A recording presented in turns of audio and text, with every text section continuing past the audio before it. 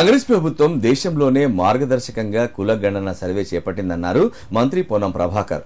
ఎవరి లెక్క ఏంతో తేలాలని భారత్ జోడో యాత్రలో రాహుల్ గాంధీ చెప్పారని అన్నారు. కరీంనగర్లో నిర్వహించిన మీడియా సమావేశంలో మాట్లాడిన మంత్రి పొన్నం బీఆర్ఎస్ బీజేపీలకు కులగణనపై మాట్లాడే నైతిక అర్హత లేదని మండిపడ్డారు. బీజేపీ కులగణనను వ్యతిరేకిస్తూ అఫిడవిట్ దాఖలు చేసిందన్నారు. మొన్నటి సర్వేలో పాల్గొనని కేసీఆర్, కేటీఆర్, హరీష్ రావుకు ఫామ్లు పంపుతున్నామన్నారు.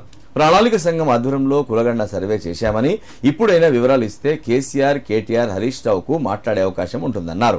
సర్వేలో పాల్గొనని వారికి మాట్లాడే అర్హత హక్కు లేదన్నారు పొన్నం. బీజేపీకి చేతనైతే దేశవ్యాప్త సర్వేకు కేంద్రంపై ఒత్తిడి తెచ్చి అనుమతి తీసుకోవాలని, నిర్ణయం నుంచి నివేదిక దాకా, నివేదిక నుంచి నిధుల దాకా ఎలా అమలు చేయాలని కాంగ్రెస్ ప్రభుత్వం కృషి చేస్తుందన్నారు మంత్రి పొన్నం.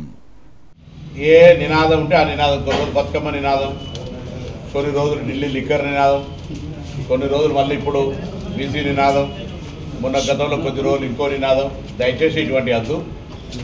జాగృతి, అప్పుడప్పుడు యాదికి వచ్చినప్పుడు జాగృతి, ఇవన్నీ వద్దు. నిజంగా చిత్తశుద్ధి ఉంటే ఫస్ట్ మీ బ్రదర్కు, మీ బావగారికి, మీ తండ్రి గారికి ఈ సమాచారాన్ని నింపు పంపమని చెప్పండి. మీరు కూడా ఏదైనా లిఖితపూర్వకంగా ఏదైనా సలహా సూచనలు చెప్తే తీసుకుంటాం. ఉద్యమించే కంటే ముందు మనం గతం నుంచి కూడా ఒక నానుడి ఉంది, సామదాన భేద దండ. నువ్వు ఒకటే దాని దండ కాడిపోతున్నావు, ముందు సామరస్యంగా మాకు చెప్పండి. చేయనప్పుడు జరుగుతుంది అనేటువంటి తేడా వివరించే ప్రయత్నం చేయండి.